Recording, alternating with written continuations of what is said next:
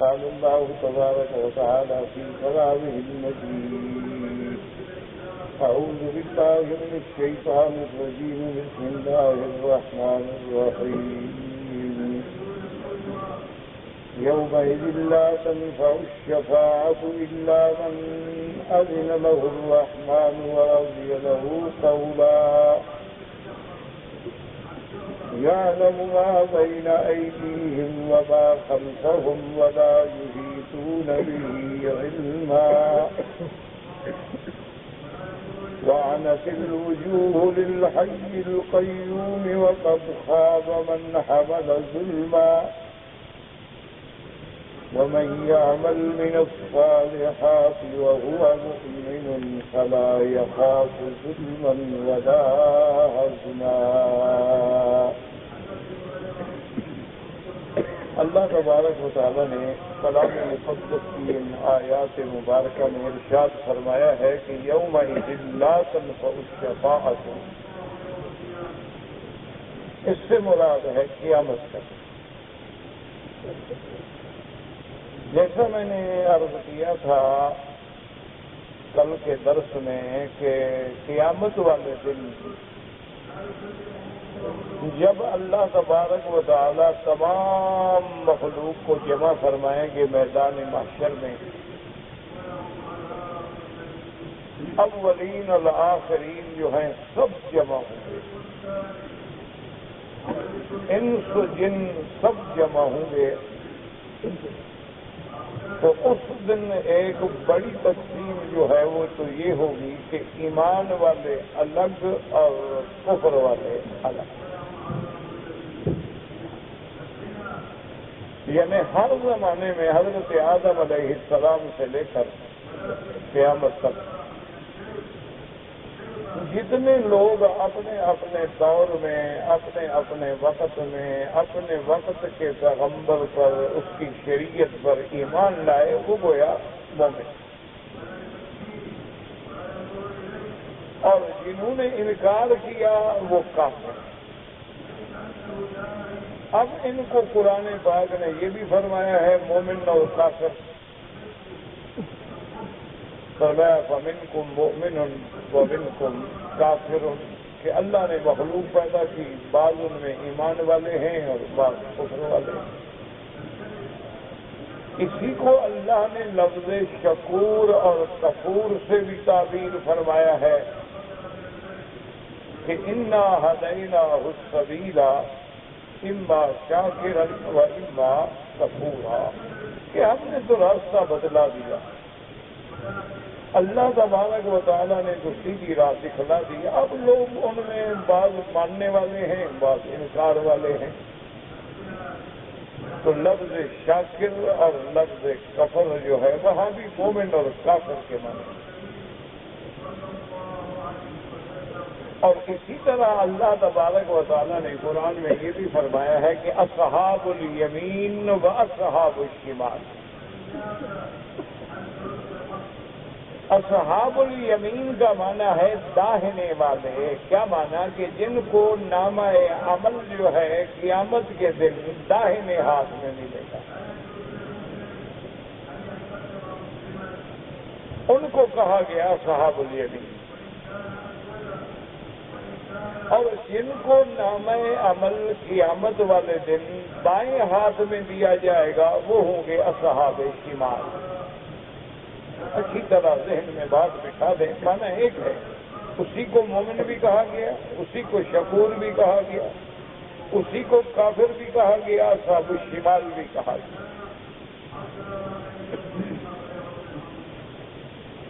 جیسے کہ اللہ تبارک و تعالیٰ نے قرآن مقدس میں ارشاد فرمایا وَأَمَّا إِن كَانَ مِنْ أَصْحَابِ الْيَمِينِ فَسَلَامٌ لَكَ مِنْ أَصْحَابِ الْيَمِينِ، کہ اگر تم داہنے والوں میں ہو گئے تو پھر تو تم پہ اللہ کی طرف سے سلامتی.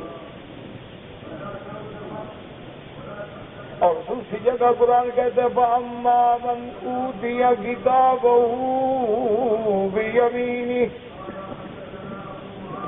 کہ جس آدمی کو دائیں ہاتھ میں ملے گا نا نام عمل فَيَقُولُ هَانِ کتابیہ، وہ لوگوں سے، دوستوں سے، رشتہ داروں سے سب کو کہے گا آؤ دیکھو میرا نام ہے عمل۔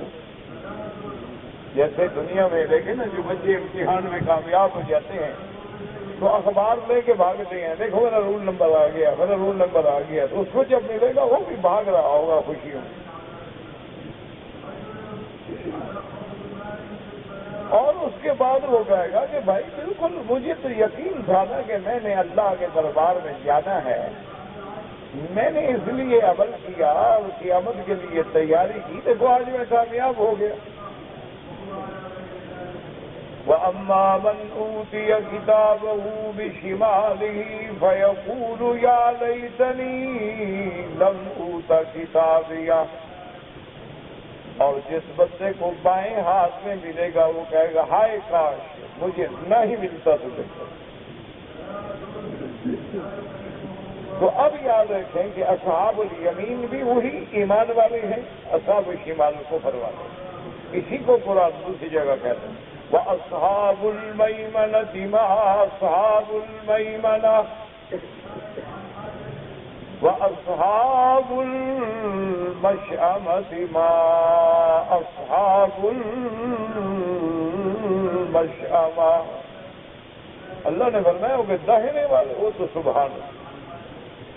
اسی لیے خدا کی شان ہے کہ اسلام نے ہر اچھے کام کو داہنی طرف سے کرنے کا حکم دیا کہ کھانا کھائیں تو داہنے ہاتھ سے، پانی پئیں تو داہنے ہاتھ سے، کنگھی کریں تو داہنی طرف سے، کپڑا پہنے تو پہلے اسی طرح گلے میں ڈال کے داہنے بازو میں، جوتا پہنے تو دایاں پاؤں میں، مسجد میں داخل ہوں تو سب سے پہلے دایاں پاؤں رکھیں، سرما ڈالیں تو دائیں آنکھ میں، ہر چیز میں اللہ نے دائیں چیز کو پسند فرمایا ہے تاکہ اللہ ہمیں قیامت میں بھی داہنے والوں میں بنائے۔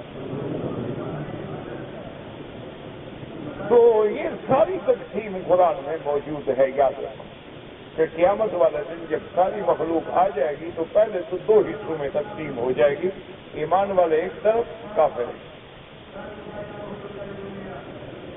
اب پھر ایمان والوں میں بھی درجات ہیں، فَأَمَّا إِن كَانَ مِنَ الْمُقَرَّبِينَ فَرَوْحٌ وَرَيْحَانٌ وَجَنَّةُ نَعِيمٍ، مقربین، صدیقین، شہداء، انبیاء، صالحین، ان کے مدارس۔ تو اب کی بات اچھی طرح ذہن میں بٹھا دیں کہ اصحاب الیمین میں پھر جو درجات ہیں ان کے جنتوں میں بھی اسی طرح متفاوت درجات ہیں۔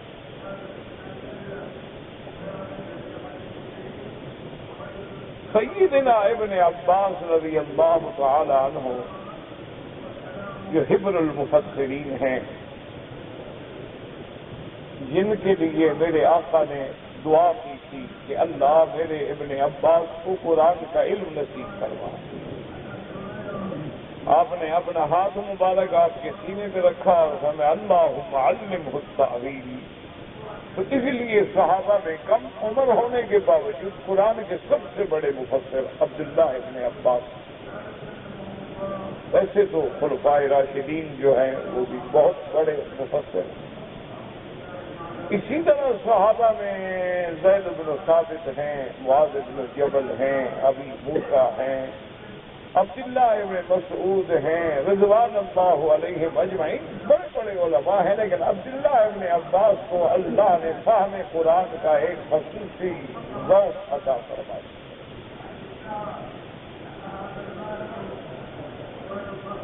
تو آپ نے ایک دن ذکر فرمایا کہ اصحاب الیمین میں قیامت والے دن سب سے پہلا درجہ جو ہے وہ حضرت عمر کو ملے گا رضی اللہ تعالیٰ۔ اور یہ بھی عقیدہ اہل سنت ہے، یاد رکھیں کہ حضور کے بعد سب سے بڑا مرتبہ جو ہے وہ سیدنا ابو بکر، سیدنا عمر، سیدنا عثمان، سیدنا علی رضوان اللہ علیہم اجمعین، اگر اسی ترتیب پر ایمان نہ ہو تو اہل سنت نہیں ہوتا۔ اہل سنت والجماعت ہونے کے لیے یہ ضروری ہے کہ جیسے حضور پر ایمان ہو، اسی طرح حضور کے بعد اسی ترتیب سے ایمان ہو خلفائے راشدین کا رضوان اللہ علیہم اجمعین۔ تو ایک صحابی نے حیران ہو کے پوچھا، اس نے کہا کہ حضرت اگر حضرت عمر کو پہلا نمبر مل گیا تو فَأَيْنَ أَبِي بَكْرٍ، تو ابو بکر پھر کہاں ہوں گے؟ پہلا نمبر تو ابو بکر کا ہونا چاہیے۔ تو حضرت مسکرائے اور فرمایا اللہ کے بندے، ابو بکر کا کیا پوچھتے ہو؟ حضرت عمر تو ابھی نام اعمال لے رہے ہوں گے اور ابو بکر کو حضرت فتح الملائکۃ فی الجنہ، وہ تو ملائکہ کے جنم میں جنت پہنچ چکا ہوگا، اس کا تو مقام کیا پوچھتے ہو؟ وہ تو تصویر رسول عربی ہے، وہ تو مجسم، اگر یعنی اتباع اور اطاعت کو کسی مجسم انسان کی شکل دی جائے تو ابو بکر ہے کہ ہر بات میں نہیں، ہر اشارے میں تابع ہے محمد مصطفیٰ صلی اللہ علیہ وسلم۔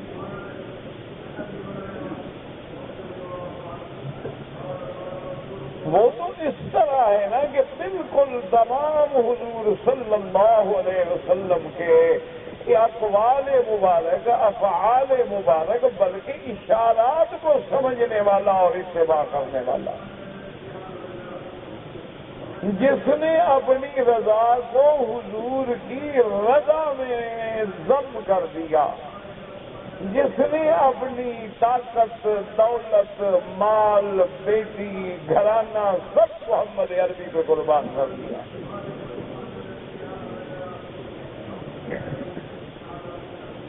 جس کو اللہ نے قرآن میں اتنا بڑا مرتبہ دیا ہے کہ نبی کا دوسرا ثانی اثنین، ان دو میں سے دوسرا، یعنی وہ اتنا مل گیا ہے، اتنا قرب رسول سے حاصل ہو گیا ہے، اتنا حضور صلی اللہ علیہ وآلہ وسلم، دیکھیں نا بات حدیث پڑھ لینا تو آسان ہے لیکن اس کا سمجھنا بڑا مشکل ہے، اللہ فہم عطا فرما دے۔ کتنی بڑی بات کی ہے آمنہ کے لال نے، رحمت دو عالم نے کتنی بڑی بات کی ہے، فرمایا کہ عائشہ، میں نے دنیا میں جس بندے نے مجھ پہ احسان کیا ہے اس کا بدلہ میں نے دنیا میں دے دیا ہے۔ حضور کسی کا احسان نہیں رکھتے تھے، اور یاد رکھو یہی شان ہونی چاہیے علماء کی جو وارث ہیں انبیاء۔ علماء جو ہوتے ہیں وہ انبیاء کے وارث ہوتے ہیں، تو وارث ہونے کا معنی یہ تھوڑا ہے کہ انبیاء کی دولت ان کو ملے گی، انبیاء کی دولت تو ہوتی ہی نہیں، انبیاء علیہ السلام کی تو کوئی دولت نہیں، نحن معاشر الانبیاء لا نرث ولا نورث ما ترکناہ فہو صدقۃ، حضور نے فرمایا کہ ہم کتنے اللہ کے نبی ہیں، ہماری کوئی جائیداد نہیں، جو چھوڑ دیا صدقہ، خیرات، بس۔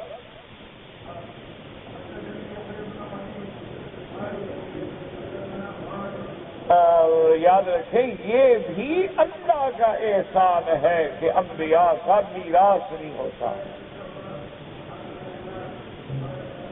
لوگ تو کہتے ہیں نا کہ نعوذ باللہ بی بی فاطمہ کا حصہ کھا گئے، بھلا ہو گیا، میراث نہ ہونا جو ہے یہ بھی اللہ کی رحمت ہے۔ کیوں؟ یاد رکھیں کہ مثلا باپ ہے، بڑی دولت ہے، تو کبھی اپنی اولاد بھی تمنا کر بیٹھتی ہے کہ کب مرے گا ہمیں جائیداد ملے، نا؟ اولاد ہے، بیٹے بیٹیاں ہوتے ہیں، لیکن ماں باپ میں سے برسام بن کے بیٹھے ہوتے ہیں، بخیل ہوتے ہیں، اولاد کو خرچ نہیں کرنے دیتے، جائز خرچہ بھی نہیں دیتے، تو کبھی کبھی اولاد بھی تنگ آ کے کہہ دیتی ہے یار میرا باپ مرنے دو ذرا۔ اگر نبی کی جائیداد ہوتی اور کوئی امتی یہ تمنا کر بیٹھتا کہ نبی مرے مجھے جائیداد ملے، وہ تو کافر ہو جاتا۔ اللہ نے میراث رکھی نہیں، بات ہی ختم، کوئی میراث نہیں، کسی کے دل میں کبھی کوئی گمان پیدا ہی نہ ہو۔ اسی لیے اللہ نے نبی پاک کو حکم دیا تھا، جب حضور اپنی بیویوں سے ناراض ہو گئے تو اللہ نے حکم دیا کہ میرے محبوب اپنی بیویوں کو بات بتلا دو، ان کنتن تردن الحیات الدنیا وزینتها فتعالین امتعکن واسرحکن سراحا جمیلا۔ اللہ نے فرمایا میرے محبوب اپنی بیویوں سے کہہ دو کہ اگر تم لوگوں کو دنیا کی زندگانی میں آرام چاہیے، محل چاہیے، دولت پیسہ چاہیے، آؤ مجھ سے طلاق لے لو،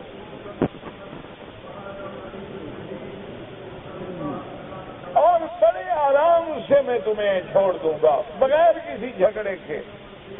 وَإِن كُنتُنَّ تُرِدْنَ اللَّهَ وَرَسُولَهُ وَالدَّارَ الْآخِرَةَ، اور اگر تمہیں اللہ کے رسول سے محبت ہے اور آخرت کی ترقی چاہیے تو پھر اللہ سے ثواب حاصل کرو۔ کیوں؟ دنیا کا تو رشتہ ہی نہیں ہوتا انبیاء کے ساتھ۔ اللہ کے نبی جو ہیں ان کے سامنے دنیا کوئی حقیقت ہی نہیں رکھتی ہے۔ تو اس لیے اب جناب سمجھیں کہ حضرت صدیق کا تو وہ مقام ہے کہ حضور پاک نے دو لفظوں میں فرمایا کہ عائشہ رضی اللہ عنہا، فرمایا کہ دنیا میں جس بندے نے مجھ پہ احسان کیا ہے، یاد رکھو احسان کا بدلہ یہ ہوتا ہے کوئی تمہیں ہدیہ دے، ہدیہ دو، اچھا تم نہیں دے سکتے ہو تو اس کے لیے دعا کر دو کہ جزاک اللہ خیرا، بھئی اللہ تمہیں اس کا بدلہ عطا فرمائے۔ تو حضور نے فرمایا سب سے بہتر بدلہ ہے کہ تم بندے ہو کے کیا بدلہ دو گے، تو جب تم دعا کرو گے اللہ اس کو بدلہ دے گا تو وہ کتنا بڑا بدلہ ہوگا، وہ تو اپنی شان کے مطابق دے گا نا۔ تو فرمایا اگر کسی کو کچھ نہ دے سکتے ہو تو اس کو بدلہ دیا کرو، دعا سے بدلہ دیا کرو کہ جزاک اللہ خیر الجزا۔ اور اسی لیے آپ نے پڑھا ہوگا، سنا ہوگا کہ سب سے بڑا دشمن جو تھا میرے آقا کا اور سب سے بڑا منافق، سب سے بڑا عدو صحابہ اور عدو رسول عبداللہ ابن ابی رئیس المنافقین، جب مرنے لگا تو حضور نے اپنا کرتا اتار کے دیا اس کے بیٹے کو کہ باپ کو اسی میں کفن دے دو۔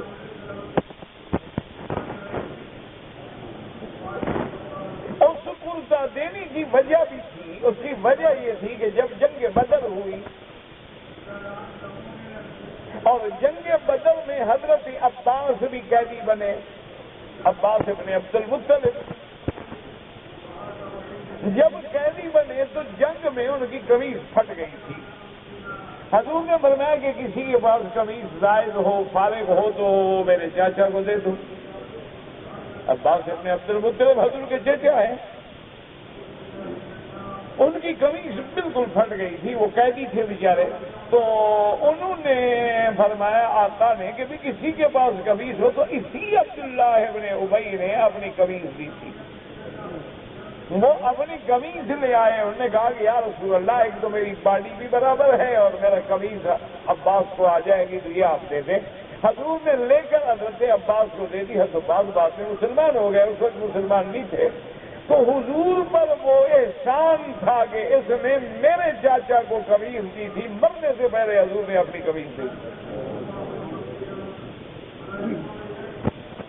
اس لیے قمیض دی تھی حضور صلی اللہ علیہ وسلم کہ اس منافق کا احسان نہ رہے مجھ پر قیامت۔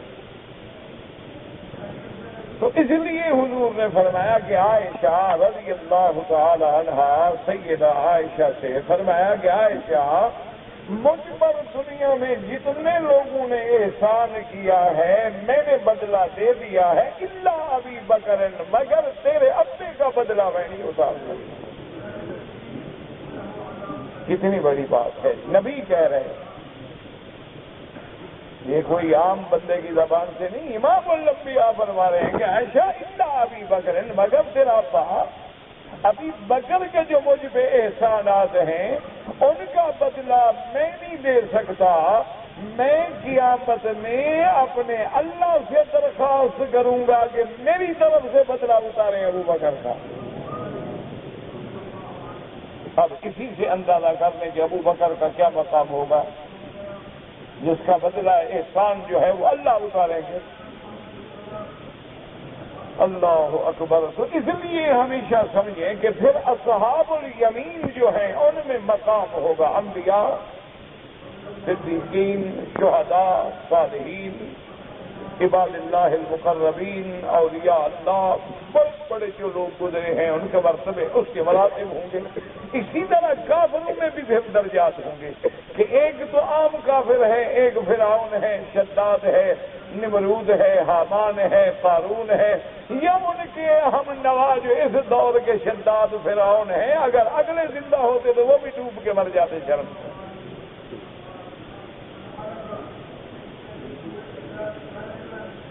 تو ان کے بھی درکات ہوں گے۔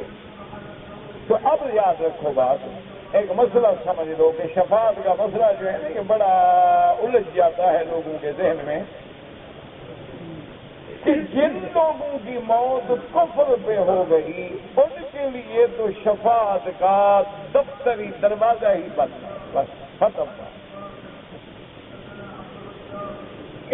جو لوگ کفر پہ مر گئے، موت کفر پہ آ گئی، ان کے لیے شفاعت ختم۔ اسی لیے اللہ تبارک و تعالی نے سیدنا ابراہیم علیہ السلام جو دنیا میں اپنے باپ کے لیے دعائیں مانگتے تھے، اللہ نے منع کر دیا۔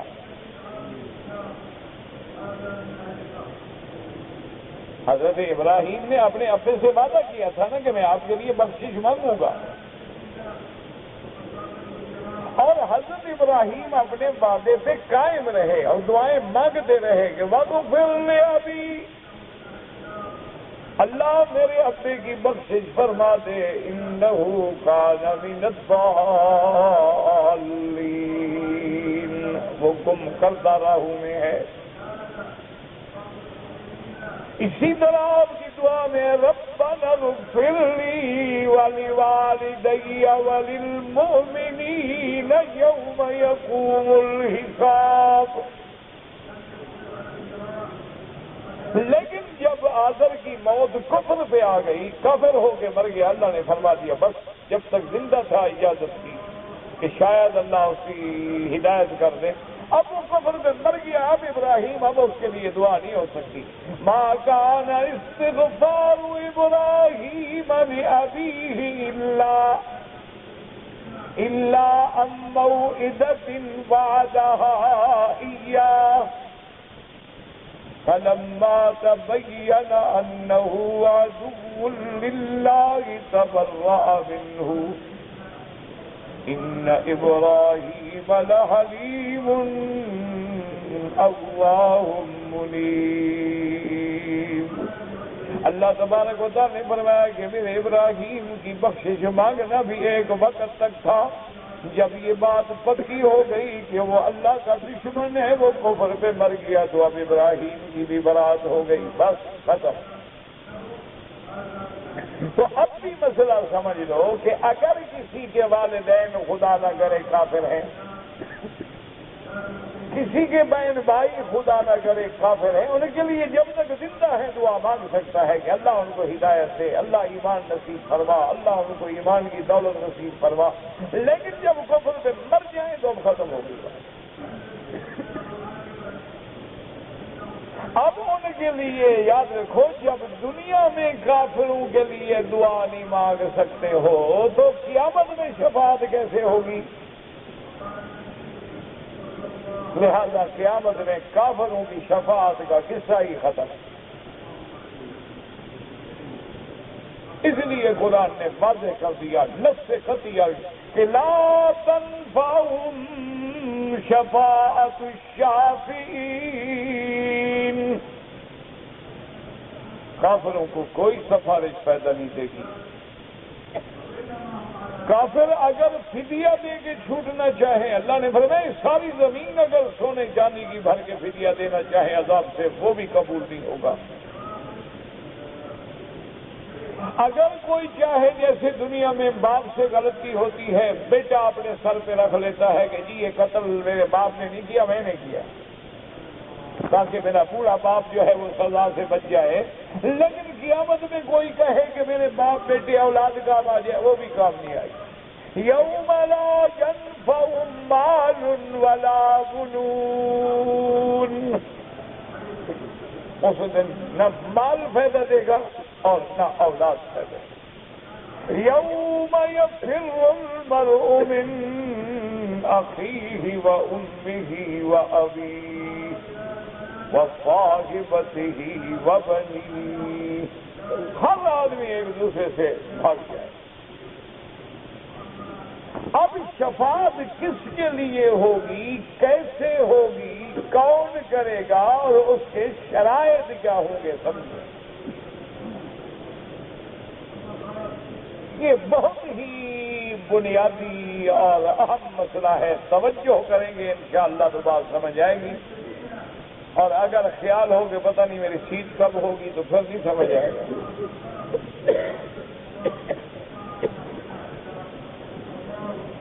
آدمی کا جب تک ارتکاز نہ ہو نا جی، فکر اس طرف نہ ہو، اس وقت تک اللہ کا قرآن تو اللہ کا کلام ہے نا، اللہ کو کیا ضرورت ہے۔ ہم توجہ کریں گے، عاجزی کریں گے، غور کریں گے، دعائیں مانگیں گے، پھر اللہ راضی ہو تو ہمیں سمجھا دے۔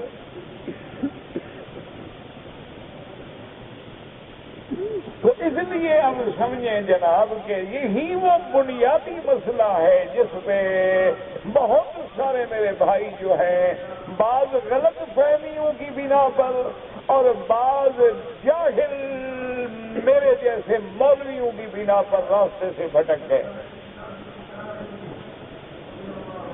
ان کے دماغوں میں جو حدیثیں ملی نا جی شفاعت کی، وہ سنا سنا کے دماغوں میں یہ بٹھا دیا گیا کہ بھئی بس حضور ہماری شفاعت کریں گے۔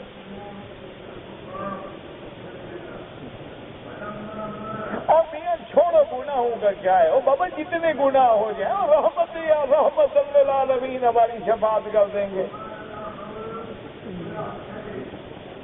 اور خاص طور پہ جب ہم میلاد منانے والے ہیں، ہم عرس کرنے والے ہیں، ہم پیروں فقیروں کے ماننے والے ہیں، اور ان کا اللہ کے نبی سے بڑا تعلق ہے، تو ہمیں ڈرنے کی کیا ضرورت ہے؟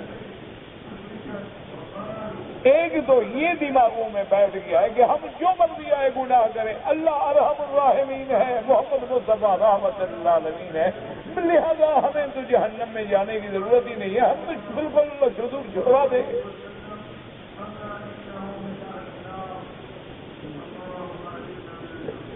اور اگر فرض محال چلو حضور ہمیں نہ پہچانے تو ہمارے پیر جو ہیں وہ حضور سے کہہ دیں گے، حضور اللہ سے کہہ دیں گے میرا چھٹکارا ہو گیا، نماز پڑھو نہ پڑھو، روزہ رکھو نہ رکھو، قرآن پڑھو نہ پڑھو۔ ایک تو دماغ میں یہ بات بیٹھ گئی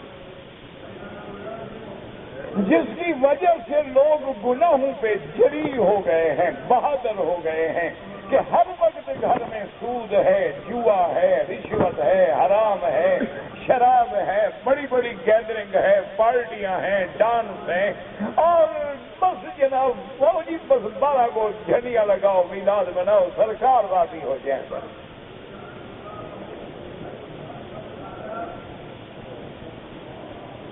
اور جناب بڑا ساری زندگی ان گناہوں میں جو الجھے ہوئے لوگ ہیں وہ بھی آئیں گے، کہیں گے جی ہمیں تو روزے والے سبز روزے والے نے بلایا ہے، ماشاءاللہ بڑے تمہارے عمل تھے کہ حضور کو تم بڑے پسند تھے، تمہیں بلایا ہے کہ شریف آدمی وہاں سگریٹ نہ پیو، مدینے میں آ کے پیو، اس لیے بلایا ہے کہ پہلے تم اپنے ملک میں داڑھی منڈواتے تھے، اب میرے روزے کے نیچے سائے میں آ کے منڈواؤ۔ اسی لیے بلایا، ماشاءاللہ جی وہ حضور نے بلایا ہے، اور جی بلاوا آیا ہے تو ہم آئے ہیں نا۔ مکے میں جتنے کافر رہتے تھے ان کو کس کا بلاوا آیا تھا؟ نہیں، مکہ مکرمہ جو سارا کافروں سے بھرا ہوا تھا، مشرکوں سے بھرا ہوا تھا، اللہ کا کعبہ بتوں سے بھرا ہوا تھا، ان بتوں کو کس کا بلایا آئے تھے؟ کعبے کے اندر آ گئے۔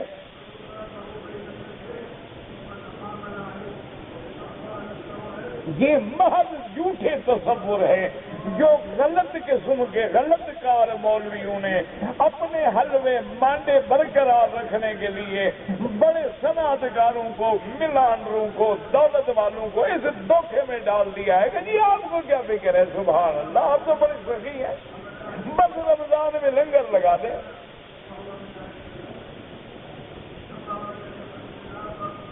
رمضان شریف میں جناب بس مدینہ شریف میں انتظام کر دیں، 200-400-500 بندے کو کھانا کھلا دیں، سبحان اللہ، بس آپ تو جناب سبحان اللہ بخشے ہوئے۔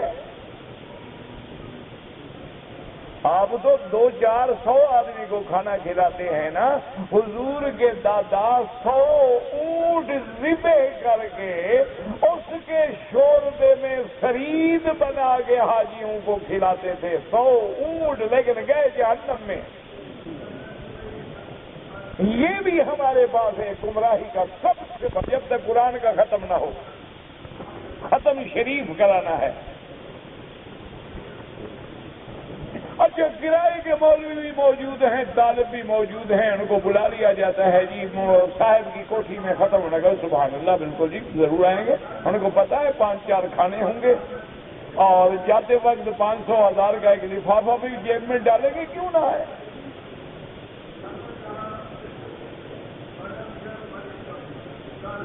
اب جناب قرآن شریف کا ختم ہو گیا، دعا ہو گئی، اب جناب قدم رکھو، جب تک قرآن کا ختم نہ ہو، جناب کوٹھی میں کیسے جائیں؟ نئی کوٹھی بنائی ہے، پہلے قرآن تو ہو نا، آیت کریمہ کا ختم ہو، سورۃ یاسین کا ختم ہو، قرآن شریف کا ختم ہو، پھر درود شریف کا ختم ہو، پھر ایک آدھا میلاد شریف اور نعت خوانی بھی ہو جائے، تاکہ ساری برکتیں سبٹ جائیں۔ یہ سارا کام جب ہو جائے گا، اب اسی کوٹھی میں شراب خانہ کھلے گا۔ دیکھو قرآن کا اثر کیسے ہوا۔ اسی لیے تم نے قرآن پڑھایا تھا کہ یہاں میری بیٹیاں ناچیں گی، اسی لیے تم نے قرآن پڑھایا تھا کہ اسی ڈرائنگ روم میں بیٹھ کے میں رشوت کے سودے کروں گا، اسی لیے تم نے وہاں یاسین اور آیت کریمہ کے ختم پڑھائے تھے کہ یہاں بیٹھ کے میں سچے کھیلوں گا اور جوا کھیلوں گا اور ریس میں پیسے لگاؤں گا۔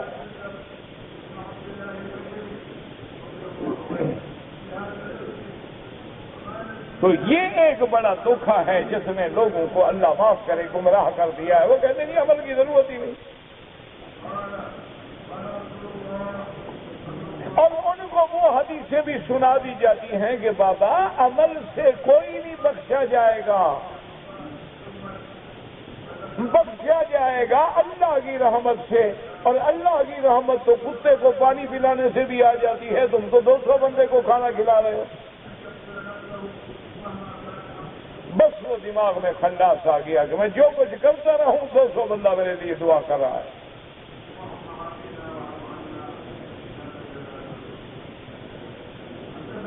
اسی طرح اب بھی آپ کے ملک میں ایک بہت بڑا آدمی، نام نہیں لیتا میں، بہت بڑے عہدے پہ ہے، میرا دوست ہے، اللہ ہدایت دے، ہم تو دعا مانگتے رہتے۔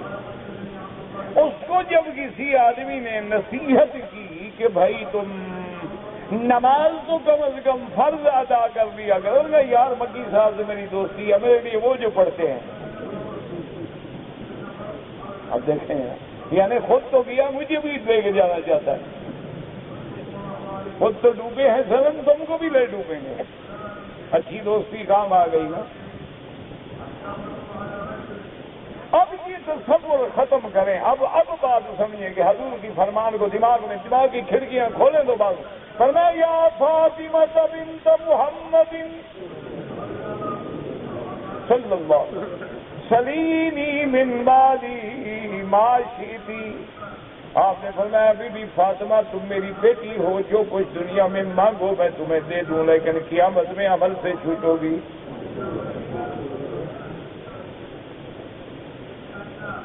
سیدہ فاطمہ الزہرا، سیدۃ النساء فی الجنہ بنت النبی المصطفیٰ زوجہ علی المرتضی ام الحسن والحسین رضوان اللہ علیہم اجمعین.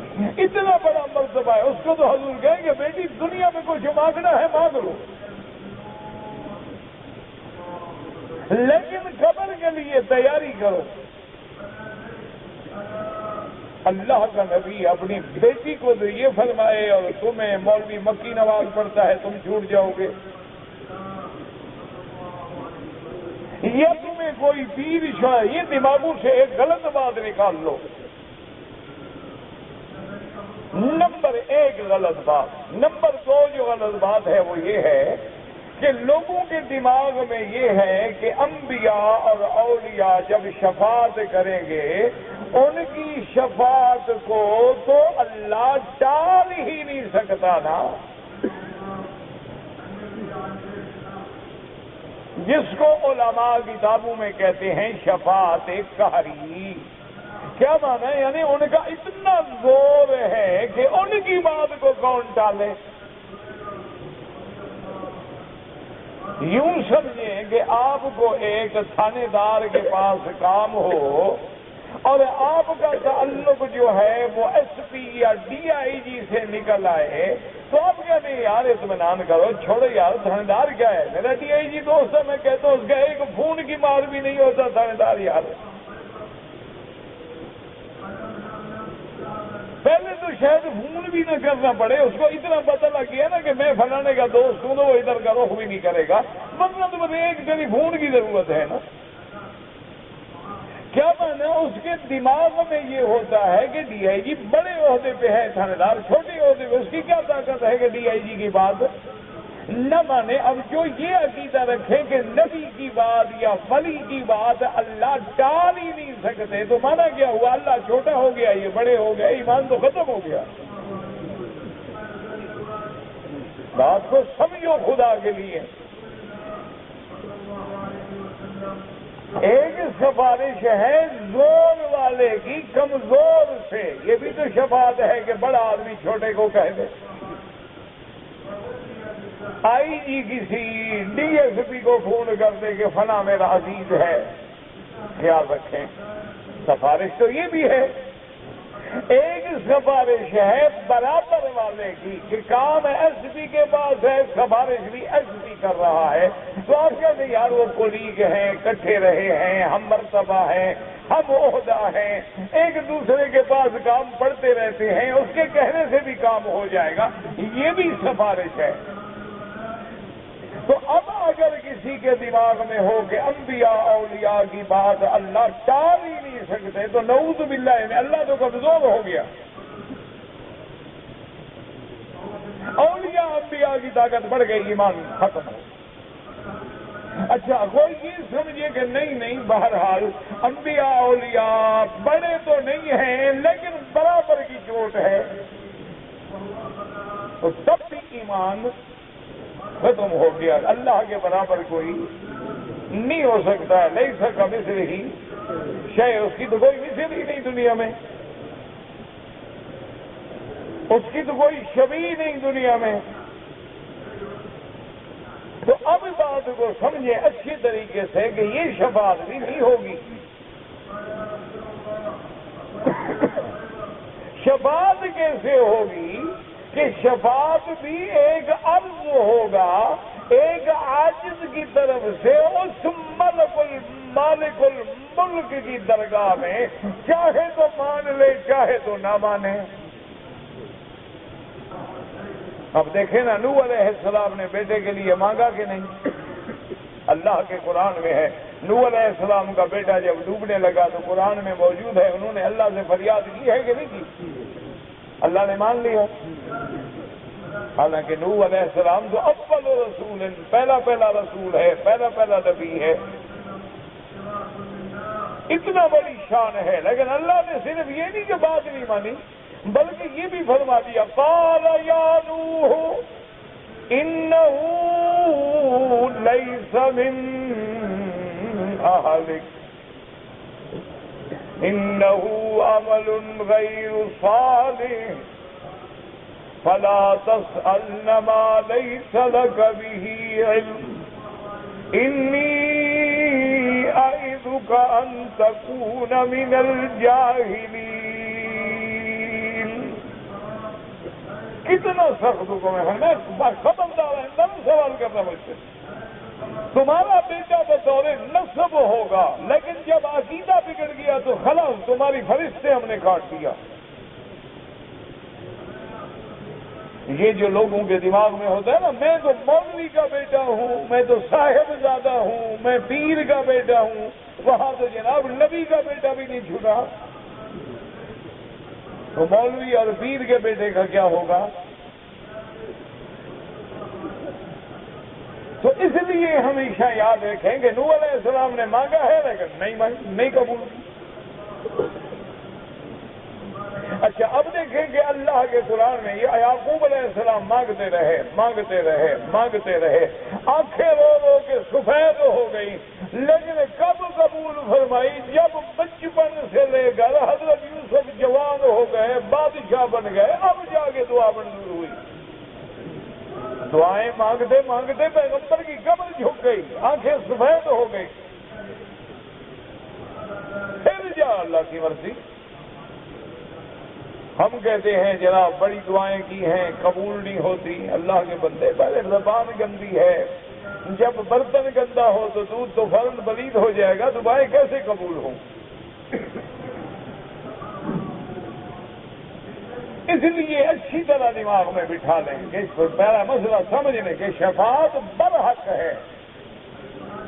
شفاعت نبی فرمائیں گے، تمام انبیاء فرمائیں گے، رسول فرمائیں گے، شفاعت اولیاء فرمائیں گے، شفاعت علماء فرمائیں گے، شفاعت حافظ قرآن فرمائیں گے، شفاعت اللہ کے قرآن کی آیات فرمائیں گی. شفاعت تو برحق ہے، لیکن سمجھو مسئلہ، شفاعت انبیاء برحق ہے اور کوئی مسلمان کلمے پڑھنے والا شفاعت کا منکر نہیں. لیکن شفاعت کا معنی سمجھو کہ کوئی پیغمبر کسی کافر کے لیے شفاعت کر لے، شفاعت قبول نہیں ہوگی، کیونکہ کافروں کے لیے شفاعت کا دروازہ ہی بند. اچھا اب جناب شفاعت کس کے لیے ہوگی؟ شفاعت ہوگی ان لوگوں کے لیے جو ایمان والے ہوں، موت ایمان پہ آئے لیکن گناہگار ہیں.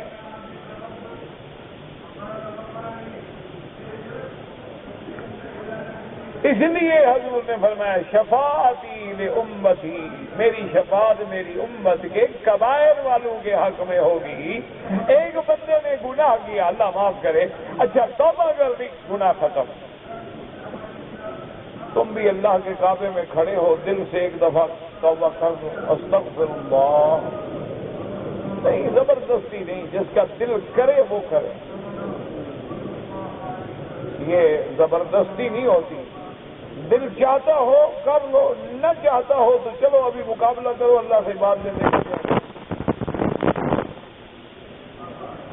اگر دل چاہے، کیوں یہ کعبے میں کھڑے ہو، یہاں جو بات نکلے پھر پوری کرنی پڑے گی. اس سے تو بہتر ہے کہ دھوکہ نہ دو اللہ کو، کہ ڈرامہ کرو گے یہاں تو توبہ میرا اللہ، توبہ میرا اللہ، توبہ میرا اللہ، لبیک لبیک، اور وہاں جاؤ تو بلائک بلائک شروع ہو جائے. پھر کیا فائدہ ایسی توبہ کا؟ اگر سچے دل سے توبہ کر لو تو التائب من الذنب کمن لا ذنب لہ. میرے پاک نبی نے فرمایا کہ جب توبہ کرنے والا گناہ سے توبہ کرتا ہے تو ایسے ہو جاتا ہے جیسے اس نے گناہ کیا بھی نہیں تھا. اور ایک حدیث میں ہے، یاد رکھو کہ جب توبہ کرنے والا توبہ کرتا ہے اللہ اس کا گناہ معاف کر کے فرشتوں کو بھی حکم دے دیتے ہیں کہ نامہ عمل سے بھی مٹا دو. کیا مانا؟ ایک تو ہے نا لکھا ہوگا بھی گناہ کیا، آگے لکھ دے توبہ کیا، معاف کیا، نہ فرمایا نہ مٹا دو، میرا بندہ قیامت میں شرمندہ نہ ہو. جب ہم نے معاف کر دیا ہے تو پھر جتلانے کا کیا مانا؟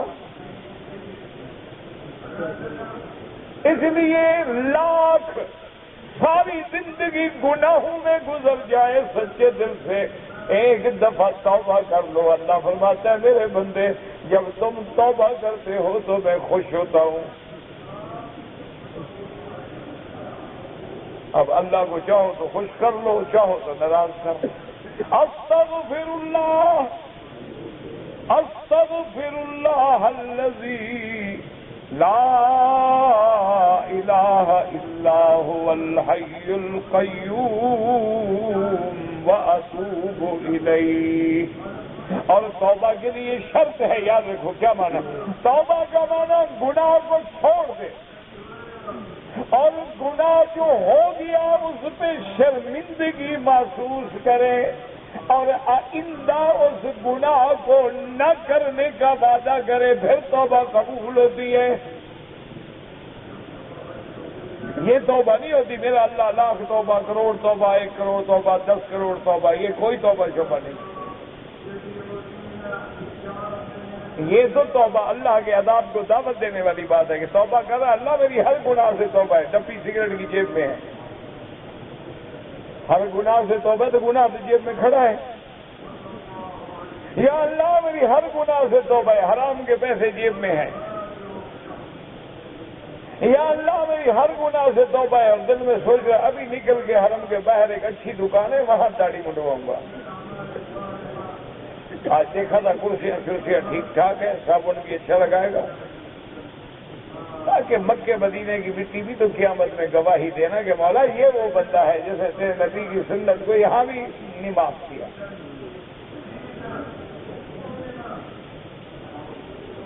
تو یاد رکھو ایک بندہ ہے ایمان والا، موت ایمان پہ آئی، توبہ کر کے مر گیا، اس کے تو گناہ معاف ہو گئے الحمدللہ، قصہ ختم۔ دعا کریں اللہ ہمارے گناہ بھی معاف کر دے اور خاتمہ ایمان پہ ہو، اور جتنا زندہ ہے اللہ سب کی ہدایت کا فیصلہ فرمائے۔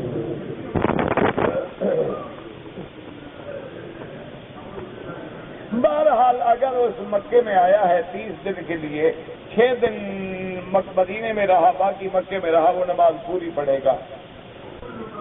عورتیں جو ہیں وہ عورتوں کو نماز پڑھا سکتی ہے، ہاں عورتوں کو تو پڑھا سکتی ہے، مردوں کو نہیں پڑھا سکتی۔ چہرہ کھلا رکھنا جو ہے شریعت میں ناجائز ہے، یاد رکھو ہمیشہ۔ اذا سألتموهن فاسألوهن من وراء حجاب، اللہ کے قرآن میں ہے، یدنین علیہن من جلابیبہن۔ پردہ ہوتا ہی فتنے سے بچنے کے لیے ہے، اور فتنہ سب سے زیادہ چہرے میں ہوتا ہے۔ اگر چہرے کا پردہ نہیں تو کیا پشت کا پردہ ہوتا ہے؟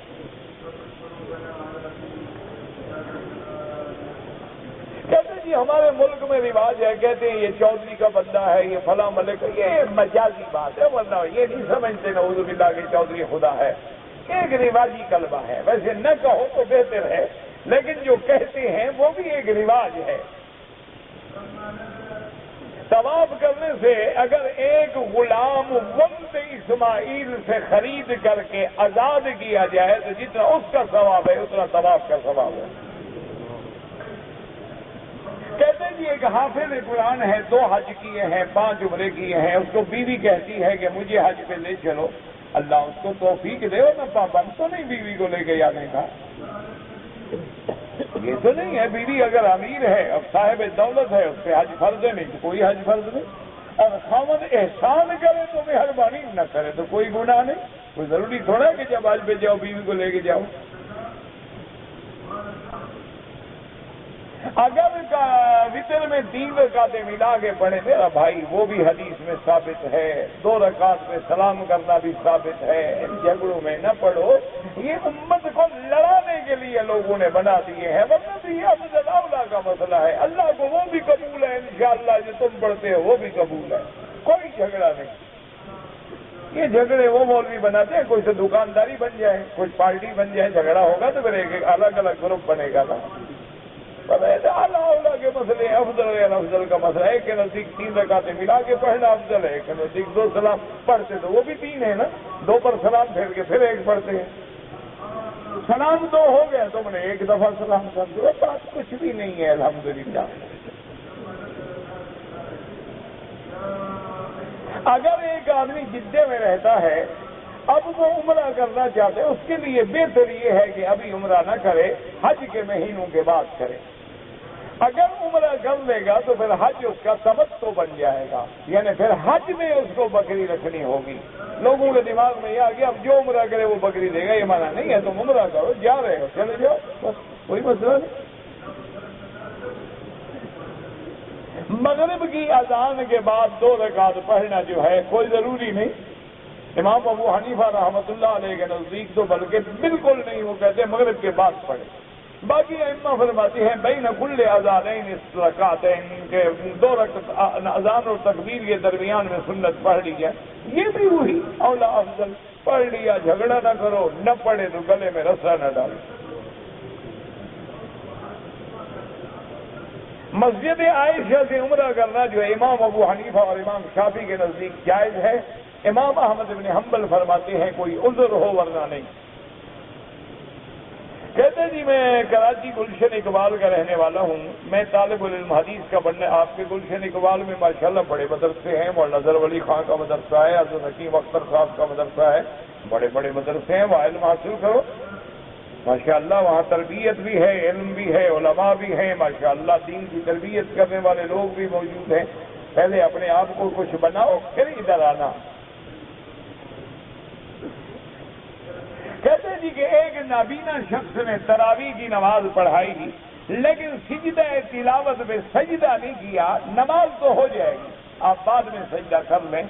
بہرحال یہ کوئی مسئلہ نہیں کہ نابینا ہو تو اس سے سجدہ نہیں، یہ کوئی مسئلہ نہیں، سجدہ سب کے لیے ہے، نابینا ہو یا آنکھوں والا، اس نے غلطی کی، بہرحال اس کے آپ سجدہ کر لیں۔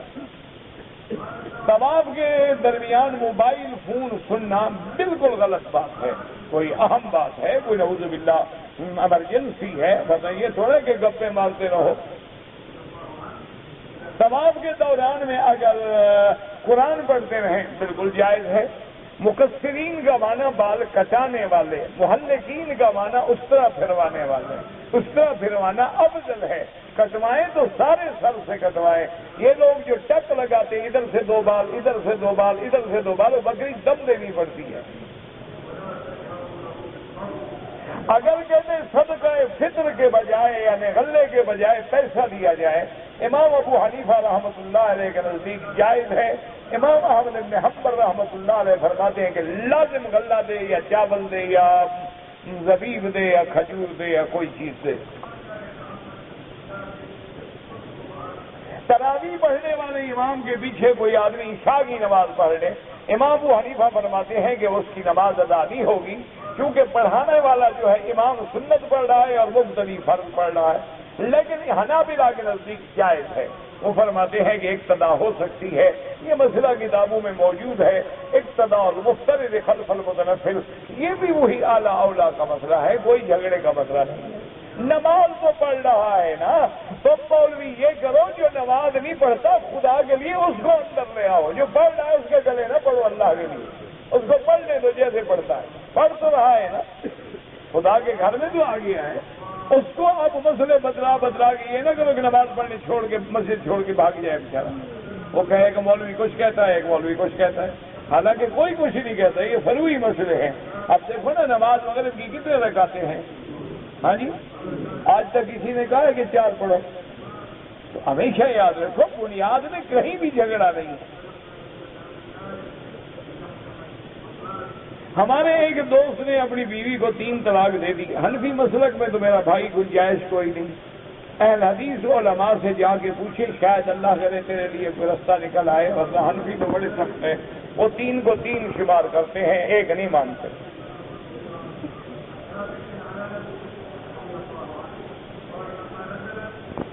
ایک آدمی نے عمرہ کیا، سر پہ بال نہیں تھے، ایک آدمی نے اپنے ہی سر پہ کینچی پھیر دی۔ ہاں اگر اپنے سر پہ بال ہی نہیں، کینچی کس نے پھیری؟ اس کو اس طرح پھروانا چاہیے تھا، ورنہ دم پڑ جائے گی۔ میری بیوی کو کئی سال سے برے برے خواب آتے ہیں، تم اچھے بن جاؤ، اس کو برے خواب نہیں آئیں گے انشاءاللہ۔ یہ تمہارا عمل ہے نا جو اس کو رات کو ڈراتا ہے، تم بندے بن جاؤ ٹھیک ہو جائے گی۔ یہ تم ان کو خواب میں نظر آتے ہو نا، یہ بھوت ہر وقت جو ساتھ ہے۔ بہرحال کسی بزرگ سے پوچھو مجھے یہ مسئلہ شطر خوابوں کے نہیں آتے، مجھ سے تو جاگتے نہیں سمجھتے، تم خوابوں کی باتیں پوچھتے۔ اگر شوال میں کوئی عمرہ کرے، حج فرض ہے بالکل نہیں، آپ عمرہ کریں جائیں بالکل آرام سے۔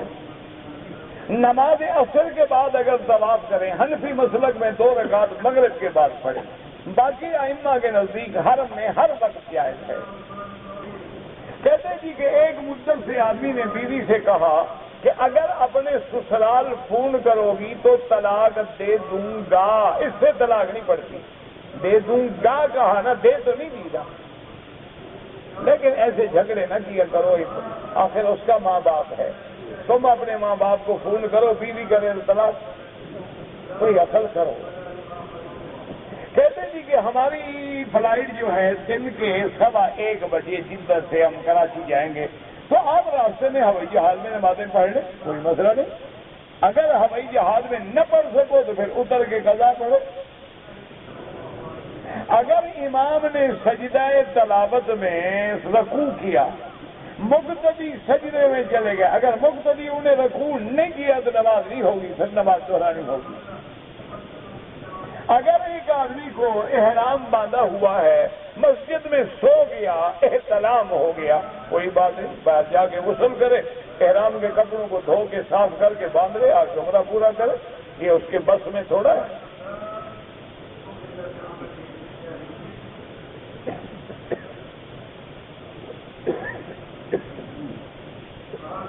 کہتے جی کہ میرا والد بہت ہو گئے، والدہ کو خوش رکھنے کی کوشش کرتا ہوں، لیکن مجھے خیال ہے کہ وہ راضی نہیں۔ بہرحال آپ اطاعت کریں اور پوری کوشش کریں والدہ کی فرما برداری کی، اللہ سے دعا بھی کریں کہ والدہ راضی رہے۔ اگر ہم مدینہ منورہ جائیں اور واپس مکے میں آئیں تو بالکل احرام باندھ کے آئیں۔ ہاں اگر کوئی آدمی خادم ہے، ڈپٹی ہے، ڈرائیور ہے، وہ نہ باندھے تو اس کے لیے گنجائش ہے، اس پر کوئی جرمانہ نہیں ہوگا۔ ہم خدام الحجاج ہیں، ہمیں ڈپٹی کے لیے مکہ سے شعیبیہ پاور پلانٹ پر جانا پڑتا ہے، تو وہاں سے جس کا فاصلہ 140 کلومیٹر ہے، ہاں بالکل نماز قصر پڑھیں گے۔ جب 78 کلومیٹر سفر ہو جائے تو نماز قصر ہو جاتی ہے تقریباً، کیونکہ اصل ہے 48 میل۔ آپ خود حساب کر لیجئے گا کہ 48 میل 141 کلو، تو بالکل صاف بات ہے کہ آپ قصر پڑھیں گے۔ میں 2 چادریں باندھتے ہیں، اور کیا طریقہ ہے؟ میں بیمار ہوں، اللہ شفا عطا فرمائے، اللہ ہر بیمار کو شفا عطا فرمائے۔ اگر کوئی آدمی جدہ سے عمرے کا احرام باندھنا چاہے باندھ سکتا ہے، حدیبیہ سے باندھنا چاہے باندھ سکتا ہے، عرفات سے باندھنا چاہے، یعنی حد حرم سے گزرنے کے بعد جہاں سے بھی باندھنا چاہے باندھ سکتا ہے۔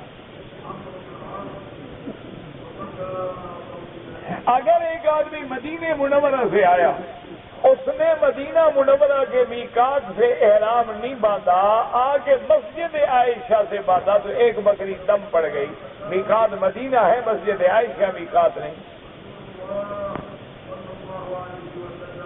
جب میں پاکستان سے چلا تو 28واں روزہ تھا، تو بہرحال اس طرح میرے 30 روزے مکمل نہیں ہو سکے، 30 تو ہونے بھی نہیں چاہیے نا، یہاں 29 تھے، آپ کے 29 ہو گئے، شکر کرو، نہیں ہوئے تو 1 روزہ رکھو۔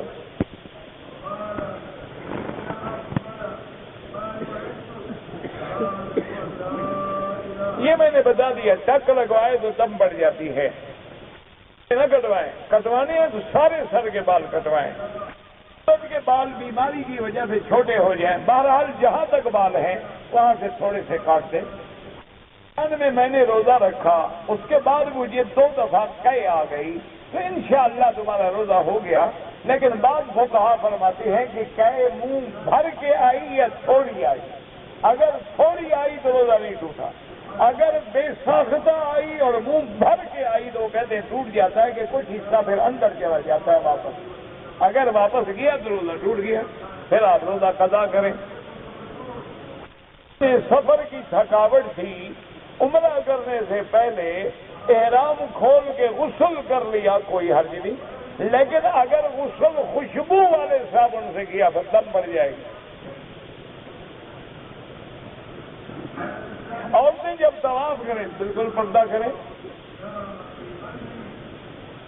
اگر کسی کو رستہ دینے کے لیے مڑے اور پشت ہو جائے تو پھر ایک قدم پیچھے ہٹ کے پھر طواف شروع کر دے, سیدھا ہو جائے.